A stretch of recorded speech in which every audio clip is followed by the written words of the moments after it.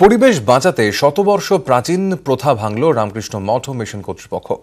এতদিন শ্রীরামকৃষ্ণের জন্মতিথি উৎসবে গঙ্গার বুকে আতশবাজির প্রদর্শনী হতো। দূষণ রুখতে সেই প্রথাই বন্ধের সিদ্ধান্ত নিয়েছে কর্তৃপক্ষ। সংস্কার করা হবে 4টি পুরনো ঘাটও।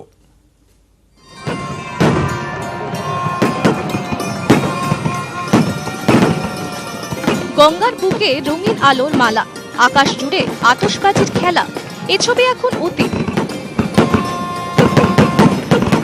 রামকৃষ্ণের জন্মতিথিতে এবার থেকে আর বাজির প্রদর্শনী হবে না। সুপ্রিম কোর্টের নির্দেশ মেনে পরিবেশ দূষণ রুখতে এই পদক্ষেপ নিয়েছে বেলুড়ের রামকৃষ্ণ মঠ ও মিশন কর্তৃপক্ষ। প্রতি বছর শ্রীরামকৃষ্ণর জন্মতিথি উপলক্ষে সাধারণ উৎসবে লক্ষ লক্ষ ভক্ত আসেন বেলুড় মঠে। বছরের এই একটা দিন মঠ চত্বরে পসরা সাজিয়ে বসেন বিক্রেতারা। থাকে ভোগ রান্নার এলাহি আয়োজন।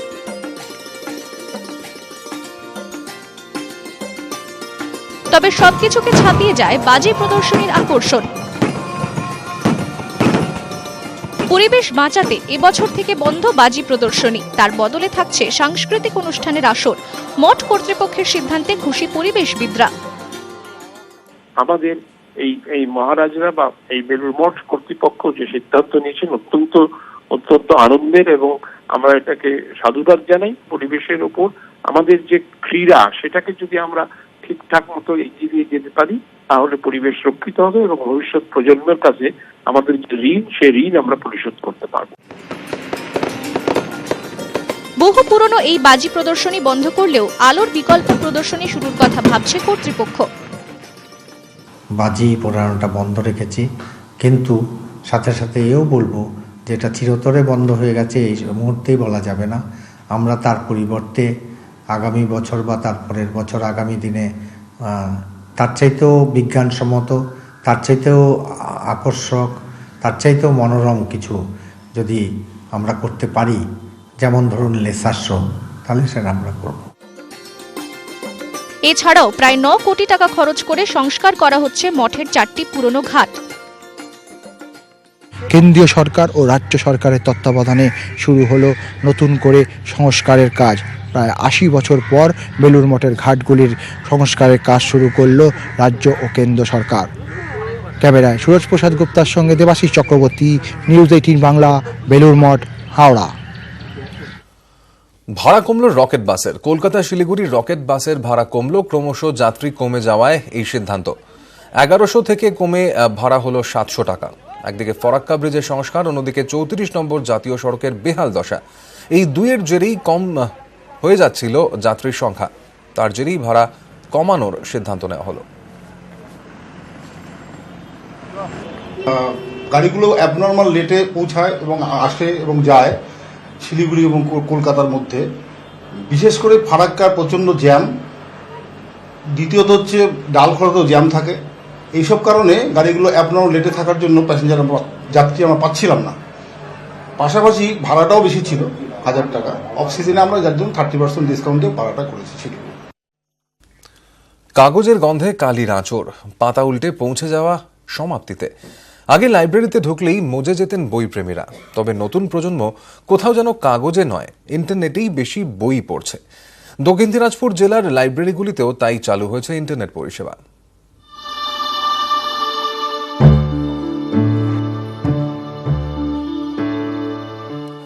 বই জীবনের শুরু থেকে শেষ, যে বন্ধু চিরকালীন। বই যেন আবেগের আরেক নাম। গল্পকথায়, কবিতার আলাপে, উপন্যাসের ব্যাপ্তিতে বই আসলে বন্ধু হয়ে যায়। লাইব্রেরির এগলি ওগলি ঘুরে কত না বন্ধুর হাতছানি। স্যাঁতস্যাঁতে ধুলো পড়া কাগজে গন্ধ বইছে কেউ, কেউ আবার চকচকে রঙিন। অবসরে বা প্রয়োজনে বইয়ের ভূমিকা অস্বীকার করার সাধ্য নেই। তবে আগে যে লাইব্রেরিতে ভিড় থাকতো সবসময়, এখন তার মন জুড়ে শুধু অপেক্ষা। তাহলে কি বই পড়া ছেড়ে দিচ্ছেন পাঠকরা? আসলে ইন্টারনেটের ছোঁয়ায় পাঠকদের মনে বদল এসেছে। তাই সবাই বই পড়ছেন ঠিকই, তবে পিডিএফ ভার্সনে, কম্পিউটার বা মুঠোফোনের মাধ্যমে। দক্ষিণ দিনাজপুর জেলায় তাই লাইব্রেরিগুলি হচ্ছে ডিজিটাল। দক্ষিণ দিনাজপুর জেলায় মোট 57টি লাইব্রেরি, এর মধ্যে 1টি ডিস্ট্রিক্ট ও 4টি টাউন লাইব্রেরি, বাকি সব রুরাল লাইব্রেরি।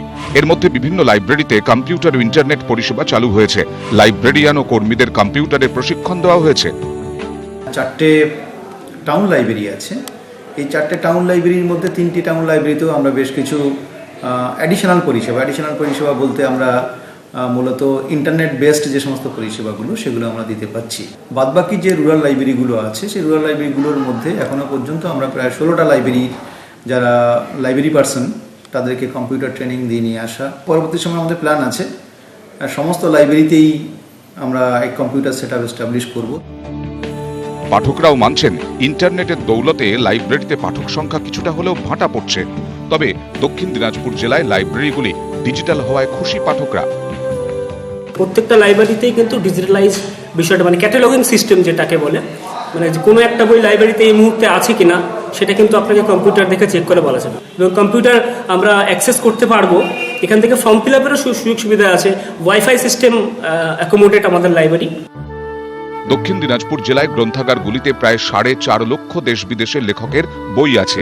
বন্ধু বইয়ের সঙ্গে বিচ্ছেদ যাতে না হয় তাই পাঠকদের মন বুঝে নতুনভাবে লাইব্রেরিগুলিকে তৈরি করেছে প্রশাসন। দক্ষিণ দিনাজপুর থেকে অনুপ সান্যাল, নিউজ 18 বাংলা। জেলায় জেলায় পালিত হল শিবরাত্রি। তারকেশ্বর থেকে জল্পেশ শিবরাত্রি পালনে অগণিত ভক্তের ভিড়।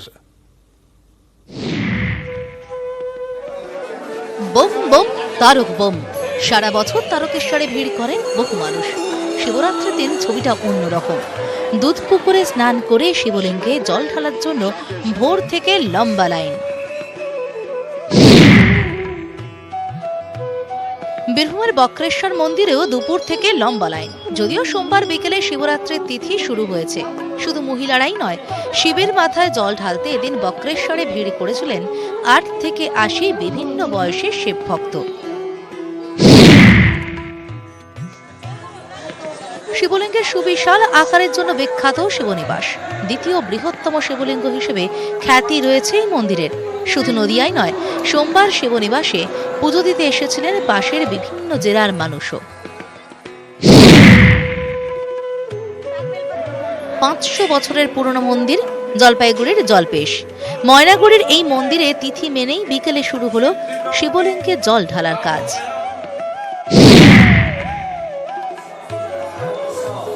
তারা মায়ের জন্য বিখ্যাত তারাপীঠ। তারাপীঠের শিব মন্দিরেও ভক্তদের ভিড় ছিল চোখে পড়ার মতো।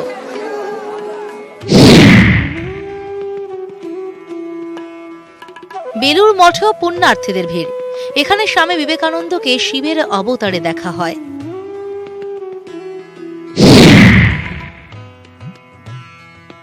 কামারপুকুরে শিবের পুজো করতেন পরমহংস রামকৃষ্ণদেব।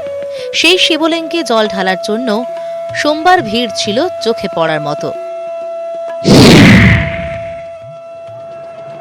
শিবরাত্রি উপলক্ষে মালদা মানিকচকের অমৃতি মন্দিরে মেলা হয়। মানিকচকের গঙ্গা নদীতে শিবরাত্রি উপলক্ষে ভিড় ছিল চোখে পড়ার মতো। শিবরাত্রি ঘিরে জনসমাগমের জন্য নিরাপত্তা বাড়ানো হয়েছে সব জেলায়। নিউজ 18 বাংলা। সাধক বামদেবের আবির্ভাব তিথি পালিত হচ্ছে বীরভূমের আটলা গ্রামে। সকালে প্রভাত ফেরি করে চণ্ডীপাঠ, এরপর সারাদিন ব্যাপী বিভিন্ন অনুষ্ঠানের ধুমধাম। শিব চতুর্দশী উপলক্ষে সাধক বামাখ্যাপার আবির্ভাব তিথির এই উৎসব চলবে 3 দিন। শিব চতুর্দশীতে মহাদেবের আরাধনায় মেতেছে গোটা রাজ্য। বীরভূমের আটলা গ্রামে শিব চতুর্দশী উপলক্ষে পালিত হচ্ছে বামাখ্যাপার আবির্ভাব তিথি। এই গ্রামেই জন্মগ্রহণ করেছিলেন সাধক বামদেব। বাংলা 1362 সাল থেকে আটলা গ্রামে সেই অনুষ্ঠানেই মেতেছেন আটলার মানুষ। ভোর থেকে শুরু হয়েছে চণ্ডীপাঠ। দ্বারকা নদী ও এলাকার বিভিন্ন পুকুরের জল দিয়ে স্নান করানো হয় বামাখ্যাপার মূর্তিকে। বামদেবের প্রতিকৃতি নিয়ে শোভাযাত্রা বের করেন ভক্তরা। ওই শোভাযাত্রা তারাপীঠ মন্দির, শ্মশান প্রদক্ষিণ করে ফিরে যায় আটলা গ্রামে। দিনভর পুজো পাঠ ও রাতে হোমের আয়োজনে জমজমাট বামদেবের আবির্ভাব তিথি। গরিবের ঘরের ছেলে, লেখাপড়া শেখার তেমন সুযোগ হয়নি। এই আটলা গ্রামের দুর্গাদাস সরকার সেটা নায়েব ছিলেন তারাপীঠের রানী ভবানীর। তিনি ওকে নিয়ে গিয়ে তার আমার ফুল টুল তোলার ব্যবস্থা করেছিলেন, কিন্তু তার বদলে তিনি ফুল তুলতেন না। ফুল তুলে তিনি পুজো টুজো করতেন, নিজেই সেখানে ফুলের ব্যবস্থা করে দিতেন। এইভাবেই তার বাল্যজীবন শুরু হয়েছিল এবং তারা আমার প্রসাদ পেতেন। প্রতিবারের মতোই এবারও গ্রামে মেলা বসেছে। 3 দিন ধরে গ্রামে চলবে ভক্তিমূলক গীতি ও বাউল গান। বীরভূমের আটলা থেকে অক্ষয় ধীবর, নিউজ 18 বাংলা।